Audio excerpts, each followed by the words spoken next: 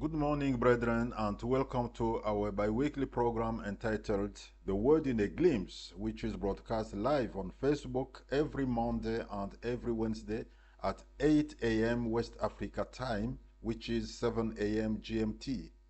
Today is Wednesday, the 7th of August, 2024, and our topic is the continuation of the topic that we started on Monday, the 5th of August, and which is entitled The Danger of God's Permissive Will. The Danger of God's Permissive Will.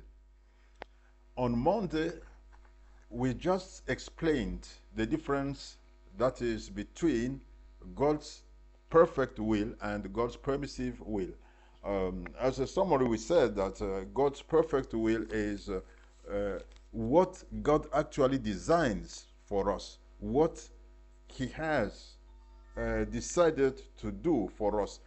That God's perfect will is what God, the thought that God thinks toward us. And God's permissive will is the implementation by God of the thoughts that we ourselves think toward us and which don't correspond to God's perfect will. But we want Him to implement those thoughts of ours in our lives. And these are God's, this is what we call God's permissive will. So today we will continue with this teaching and show the danger of that God's permissive will for us and even for our entourage. So let's read Isaiah chapter 38. Isaiah chapter 38 verses 1 to 5. Isaiah chapter 38 verses 1 to 5. Let's read. In those days Hezekiah was sick and near death, and Isaiah the prophet, the son of Amos, went to him and said to him, Thus says the Lord, set your house in order, for you shall die and not live. Then Hezekiah turned his face toward the wall and prayed to the Lord and said, Remember now, O Lord, I pray, how I have walked before you in truth and with a loyal heart, and have done what is good in your sight. And Hezekiah wept bitterly. And the word of the Lord came to Isaiah, saying, Go and tell Hezekiah, Thus says the Lord, the God of David your father, I have heard your prayer, I have seen your tears. Surely I will add to your days 15 years. We could, of course, clap for him, for Hezekiah, for having moved God's heart.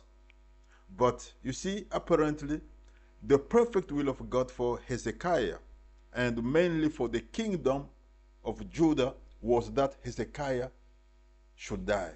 It was that Hezekiah was to die and not to live.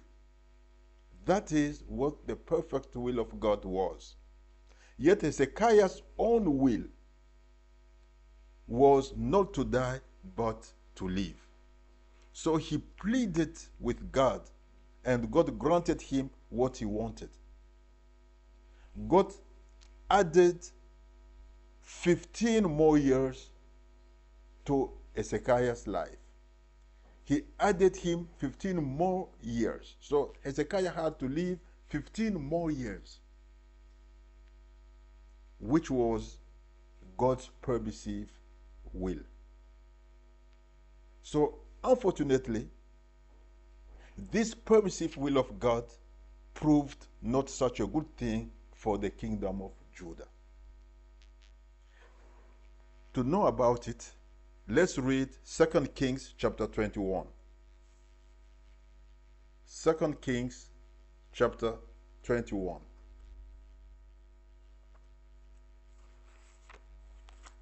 Second Kings chapter 21, let's read verses 1 to 9.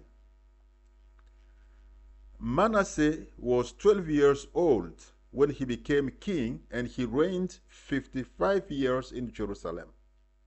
His mother's name was Hephzibah, and he did evil in the sight of the Lord, according to the abominations of the nations whom the Lord had cast out before the children of Israel. For he rebuilt the high places which Hezekiah his father had destroyed. He raised up altars for Baal and made a wooden image, as Ahab king of Israel had done. And he worshipped all the host of heaven and served them.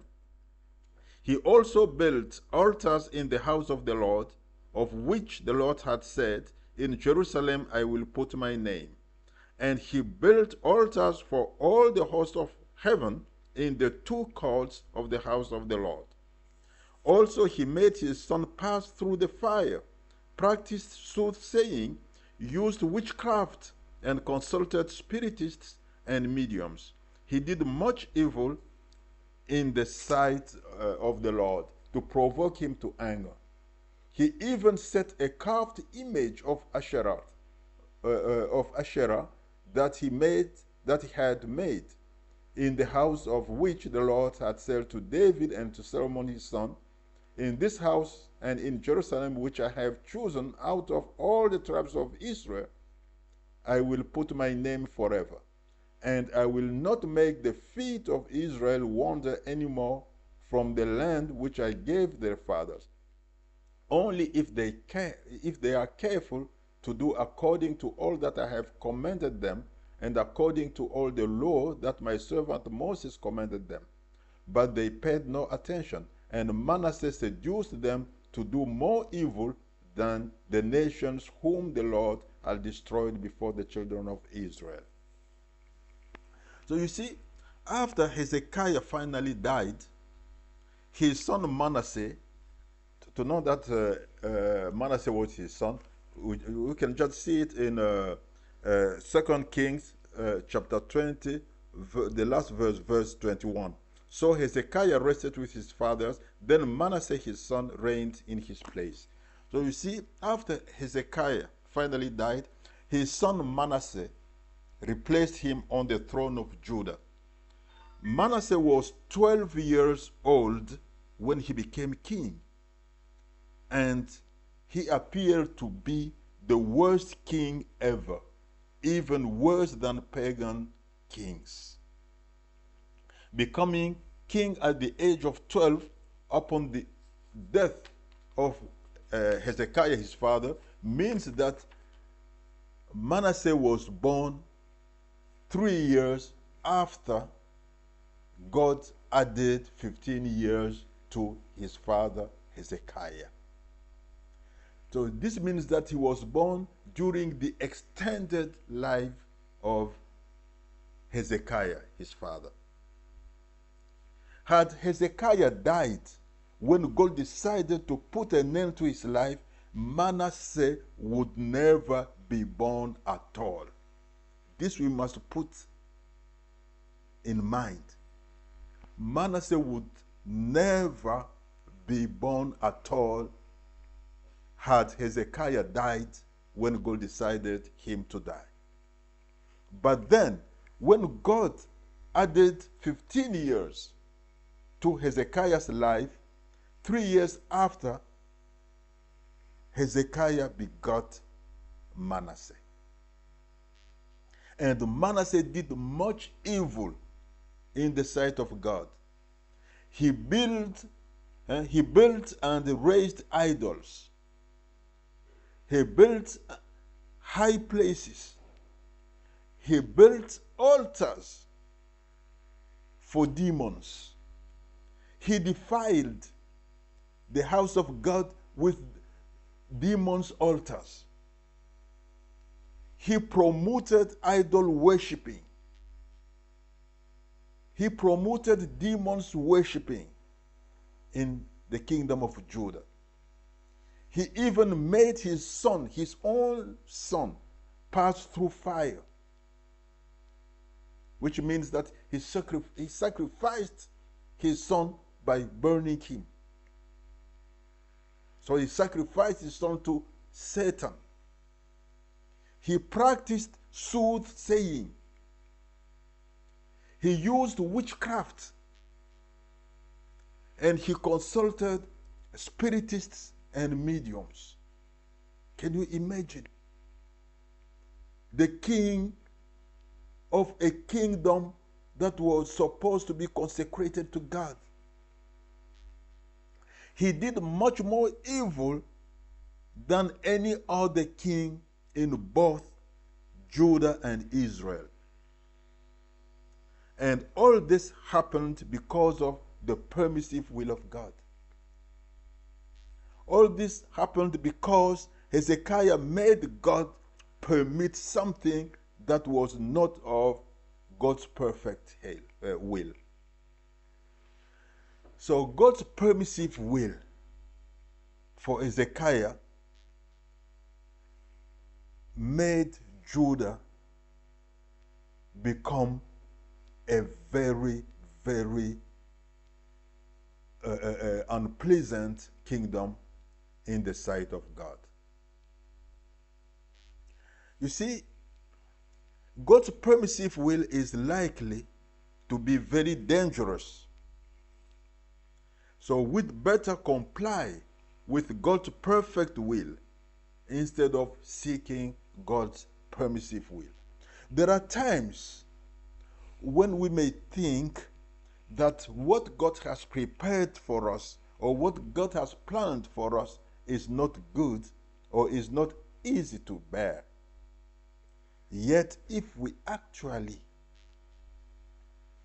are fully convinced that it is the will of God for us, we must accept it, because then it is the perfect will of God for us. And we must pray for God to assist us and give us the necessary strength to bear it. Let's read Psalms chapter 37, verse 4. Psalms chapter 37, verse 4. This is going to be our last reading. Psalms chapter 37, verse 4. We know this verse very well. Delight yourself also in the Lord, and he shall give you the desires of your heart. Delight yourself also in the Lord, and he shall give you the desires of your heart. So you see, this verse may seem paradoxical in comparison to what we have been saying so far. In one hand, we said that God's perfect will is the thoughts that God thinks toward us. And these thoughts are the best, and we must pray God to fulfill them in our lives. And in another hand,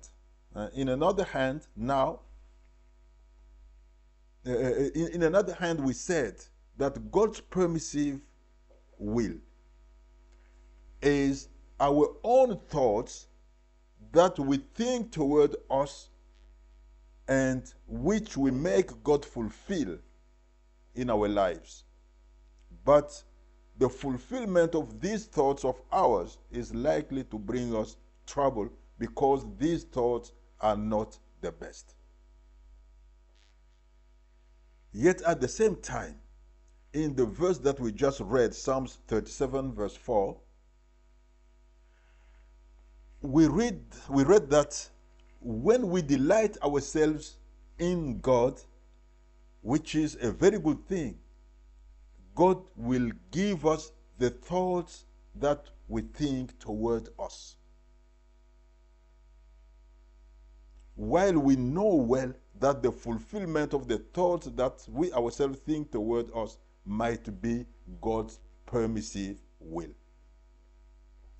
In fact, there is nothing paradoxical at all, because when we truly delight in God, we will also be seeking the fulfillment of God's perfect will in our lives.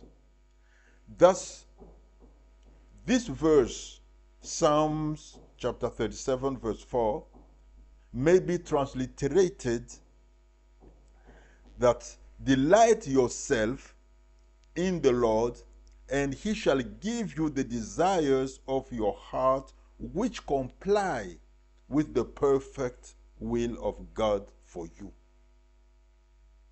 That's when we actually delight ourselves in the Lord, and the thoughts that we have toward us, or the desires of our hearts, are not fulfilled, then maybe these desires of ours don't comply with God's perfect will for us, or for the person or who is the object of our thoughts. We must seek the perfect will of God in such instance, rather than insisting on the fulfillment of our desires. So we must first make certain that our desires comply with the desires of God for us. We must make certain that what we think toward us is in line with God's perfect will. And normally, if we actually delight in God, our thoughts are supposed to be in line with God's perfect will. Because remember what Romans chapter 12 verse 2 says, that don't conform to the present century or the present times or the world, but be renewed in your mind. That renewal of our mind is to make our mind comply with the perfect will of God for us. You see, for example, Jesus himself, while he was in agony on the Mount of Olives, Jesus prayed God, saying, Father, if it is your will, take this cup away from me.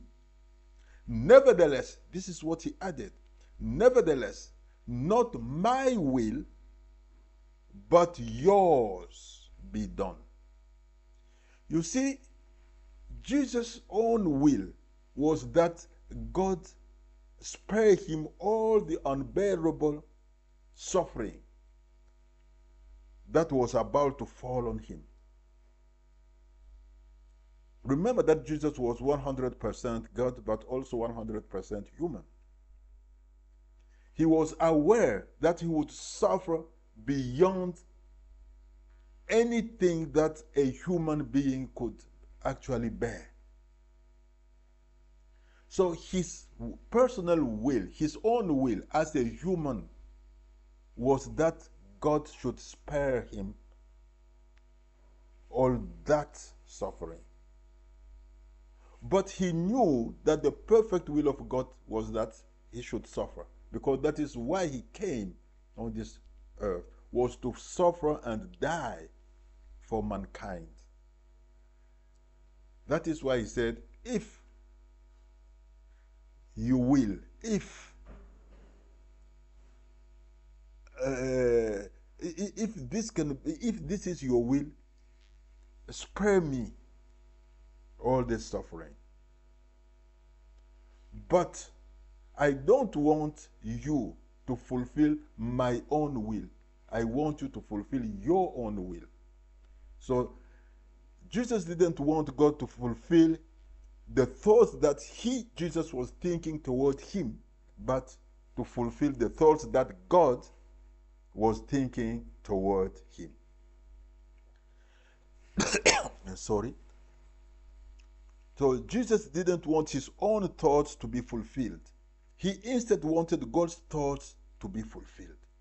So we too must behave in the same way. We too must pray, saying, Lord, according to your own word and to your own promise, give us the desires of our hearts if they are in line with your perfect will. Or we may also say, Lord, give us the desires of our hearts Nevertheless, not our own thoughts, but yours be fulfilled in our lives. If Hezekiah had prayed in this way, if he had asked God to rather fulfill God's perfect will and not Hezekiah's own thoughts, God wouldn't add 15 years to his life, and Manasseh wouldn't be born. Manasseh, who was the worst king ever in both Judah and Israel. Manasseh, who made Judah sin far beyond their imagination. So, as we clearly see, God's permissive will carries real danger and may lead us into big trouble. God bless you abundantly beyond all your expectations.